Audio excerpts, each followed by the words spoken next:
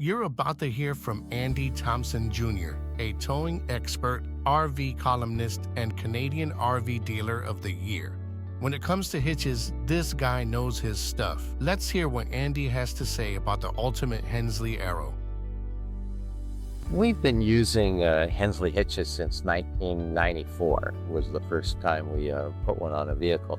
And have used them numerous times over the years. We installed several hundred. They solve a huge amount of towing problems. And if you think back to 1994, we were towing with full-size sedans with about 6.5 feet of overhang behind the back wheels. That overhang makes a trailer difficult to control in some ways because when you turn to the left, the trailer goes to the right, and then it gets pulled back to the left as the vehicle actually changes direction. So that action can induce a sway into a travel trailer. That's why some people find a fifth wheel tows well, because you never induce that sway in a fifth wheel because you're pivoting over top of the axle. Now, fifth wheel has other disadvantages, high center of gravity, it catches a lot more air, etc. things, but that one part of that equation is better. When the Hensley came out, we were just amazed at how well it worked. We actually one day hooked up the worst combination we could come up with. We had a 33-foot tall trailer with slide out, something like this one here, and we had a Crown Victoria Ford that had just a standard soft suspension in it. Hooked it up with a conventional hitch, doing everything we could to make that towable.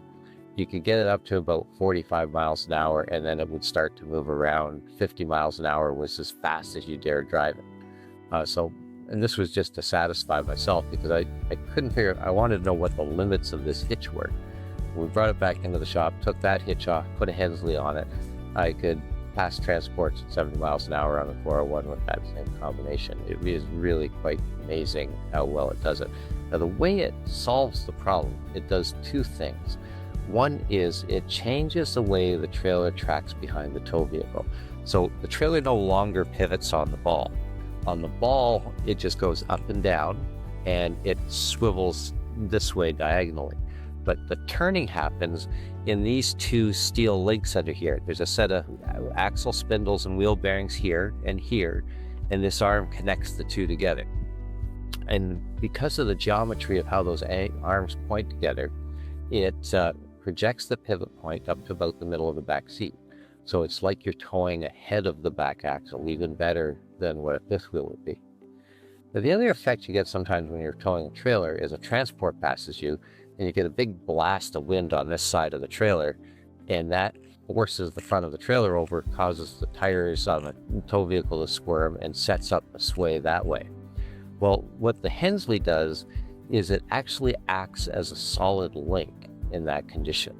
So when there's that side force on the trailer, it won't let it bend and just push the back end of the vehicle over. It's trying to push the entire vehicle over.